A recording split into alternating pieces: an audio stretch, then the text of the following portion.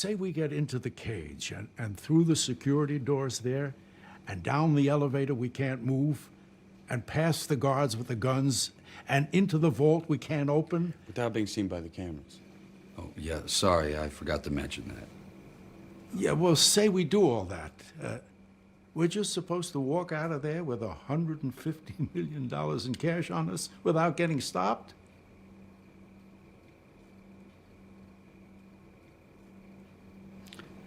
Yeah. Sounds crazy, right? They managed to pull it off in the movie, of course. I mean, it's rare we hear about such crazy heists in the real world. Well, now is one of those times. And it involves big money, Mondo money. I'm talking $30 million in cash money stolen on Easter Sunday. It happened in northern Los Angeles at a money storage facility. What's that? Cash from businesses across the region, well, they're held there. Sources telling CNN the burglars broke through the roof, bypassed the alarms, entered the vault by cutting through the ceiling, and then exited the building by breaking through a rear wall. It's one of the largest cash heists in the city's history. I know, you've probably got 30 million questions. So do I. So for starters, you ever see what $30 million in cash looks like in person? Me either. But here's a taste. This is $30 million stacked in $100 bills. Now, we don't know the denominations of the stolen cash, but in $100 bills, that would be about 661 pounds. If it were in $50 bills, more than 1,300 pounds. $20 bills, 3,300 pounds. And in case the burglars really ran into a challenge, $1 bills would have been 66,000 pounds. So about all those questions, who better to help than the person who first broke this story, along with a former bank robber? Well, joining me now, Richard Winton, a reporter for the Los Angeles Times, and Joe Loya, who robbed more than 30 banks in the late 80s and served prison time for doing so. He's the co-host of the podcast, The Score, Bank Robber Diaries, author of The Man Who Outgrew His Prison Cell. Gentlemen, thank you for both joining me this evening. Everyone is talking about this story and trying to figure out how, why, and of course, who. Richard, what are your sources telling you about how this heist was even carried out? It was carried out very quietly on a holiday, which is not unusual when it comes to big heists. They choose the place and time when there's the least opposition, and this was clearly designed to be stealthy. They won't look, unlike that movie, there wasn't going to be any guards. They just had to evade all the security systems, make an access, and yes, they had to remove an amount of cash, which certainly is like a small elephant. I mean, Joe, you're the one with the experience here, to say the least. I'm wondering, from your perspective, when I describe what is entailed, seemingly, how much planning would go into something like this? Well, the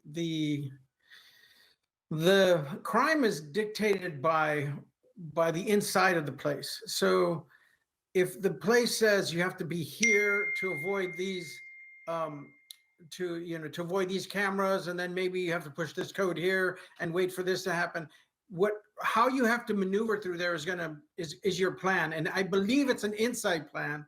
So I believe that everybody who was involved in robbing it already understood that they understood what they had to do, where they had to be, what cameras to avoid. So I don't think that's the challenging part, planning the actual robbery. It's all the other things that go into it. It's the disguises, it's the weapons, it's the getaway stuff. And I believe that there's been another robbery that in 1997 where some guys robbed another money storage facility. And they were very, very clever the way they did it, the way they got away with it, the way they waited. But they were also dumb. And that's the thing about bank robbers. We are very brazen, impulsive, and we can do things that, like I robbed 30 banks. It was a very successful, like short, brief bank robbery career, but I was impulsive and I was dumb and I just pushed too far. And I feel like that's what's going to happen here. These people are going to get caught because even though they're very sophisticated here, they're going to fall, they're going to stumble, and eventually they'll get caught. And we'll find out exactly what kind of inside job it was. Well, Richard, let me have you weigh in here because everyone's wondering about the FBI investigation. What do you know?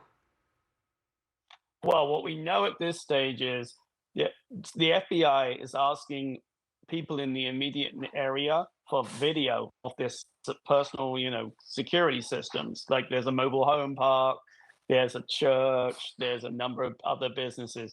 They've been going around trying to collect every piece of video from that period of time to see if there's anything on it.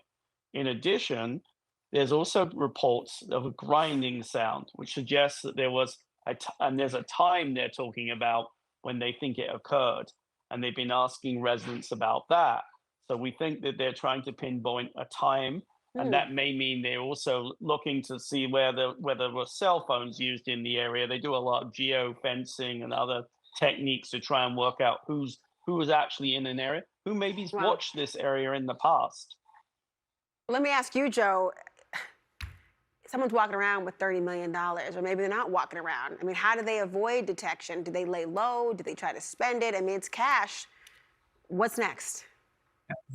Okay, so if they're shrewd, they're not going to do anything with it for a long time. By that I mean 6 months, a year, because they want to. They know that conceivably they're going to be followed, or they could be tracked. Like your other guest said, there's phones that are going to be tracked. There's cars that are going to be noticed from video surveillance. So they might be followed. They have to understand that that's going to be, so they don't want, if they have an Uber job or delivery job or a car repair, they're going to keep that job. They're not going to move at all.